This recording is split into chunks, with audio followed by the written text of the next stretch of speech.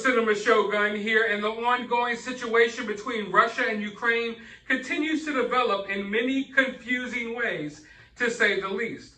On one hand, we have Russia claiming that they are withdrawing troops from the Ukrainian border.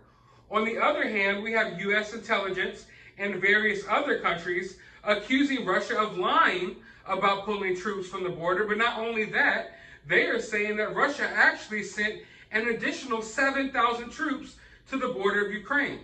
And they also have drone imagery of Russia building new field hospitals right on the edge of Ukraine. Now, Ukrainians that live on the border of Russia are living their normal lives. They're out going to the opera, they're eating, they're singing, dancing in the street as if nothing is about to happen.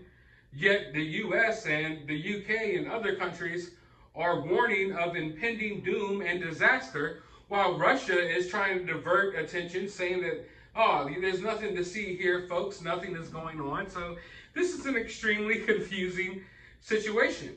Now, Biden and the Biden administration have been accused of overhyping this situation, adding fuel to the fire, and basically people are stating that they want a war. They want a conflict to pop off over here, and they're trying to do what they can to create a conflict, to, heighten the hostilities between these two countries. Now, I'm not here to say whether that is true or not.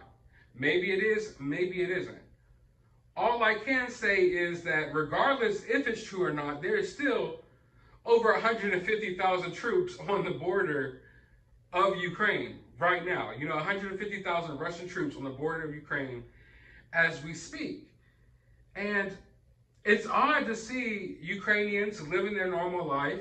I want you to understand they're out partying and they look across the street and there's Russian tanks lining up along the border, yet they're just going about their day as if nothing is happening.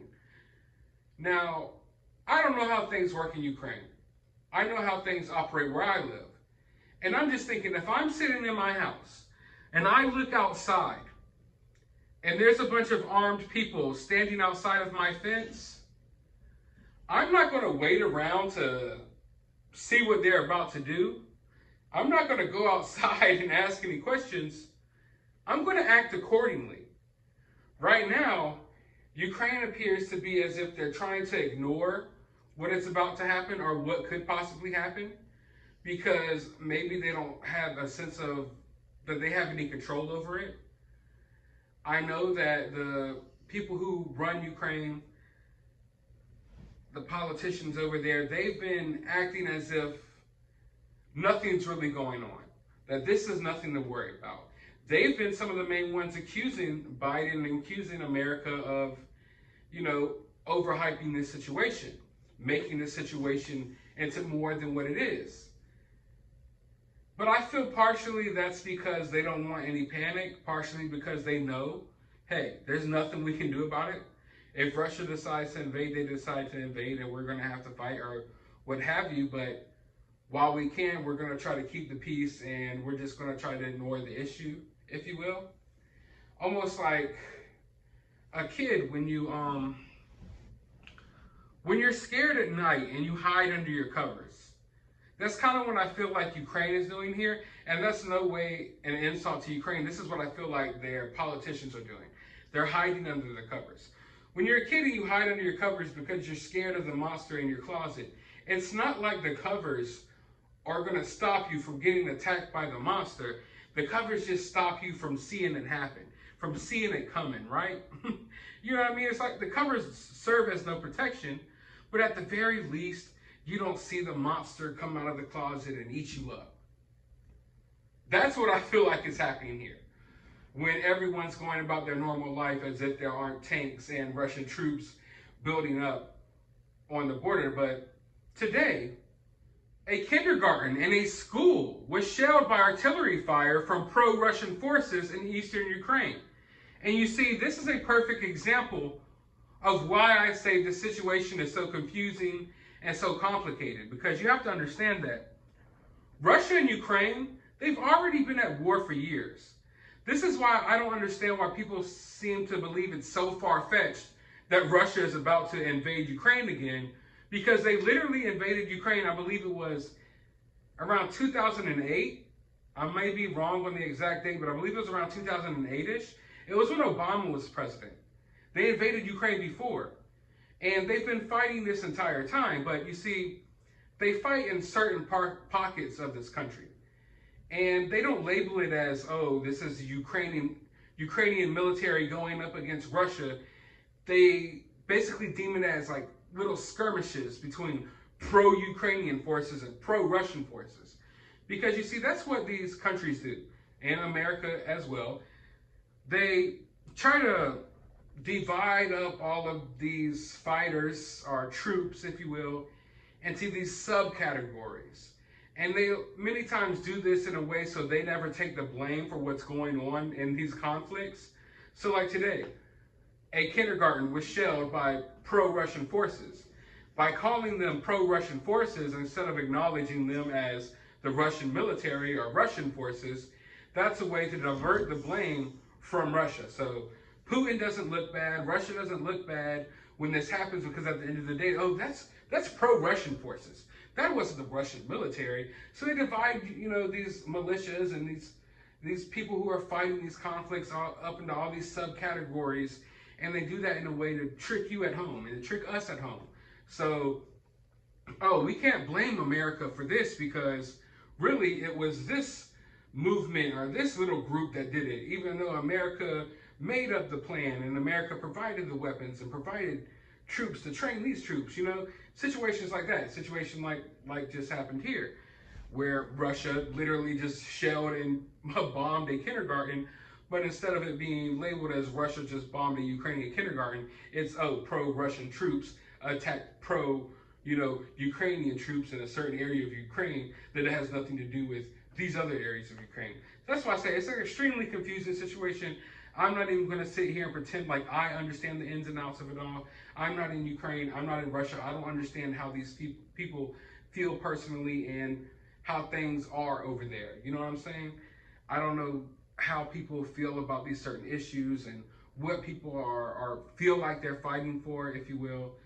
But I do know that governments have a way of subdividing all of these different pockets of fighters into different groups, and just a way to divert any blame from themselves. So, oh, this is that movement. Oh, this was that group. This was that group. When in reality, it's just the government of whatever country that's really behind all of this. So that's what's going on over here. The situation continues to look bad. Various countries are still, at the moment, as I'm speaking right now, trying to get their citizens out of there. I know now India is trying to get out over 20,000 students out of Ukraine who have been over there studying, and they're trying desperately to get all of them out of Ukraine. It seems like the whole world is reacting to the situation except for Russia and Ukraine. Russia hasn't, done anything yet. They're still chilling on the border. Ukraine is just like, hey, nothing's going to happen, just leave us alone. And they're chilling, partying, living their lives as if nothing's going on here. And the rest of the world is in a panic. So have we been lied to? Is the situation overhyped? Why would we have been lied to about this? Hey, we get lied to all the time. We do know that our government over here in America, they stated that this attack, this invasion would take place on February 16th. Now, when I read that, I found that rather odd, because what is that? Is that where we're at now, where literally they announce the dates that countries are going to get invaded and bombarded on Twitter? Like, that's where we're at now in 2022. But of course, that didn't happen, because we're past that date now. They were predicting, or they were stating that this situation would be in a full-scale conflict by as of right now, yet it has not reached that point yet. Now, that doesn't mean that that intelligence was wrong.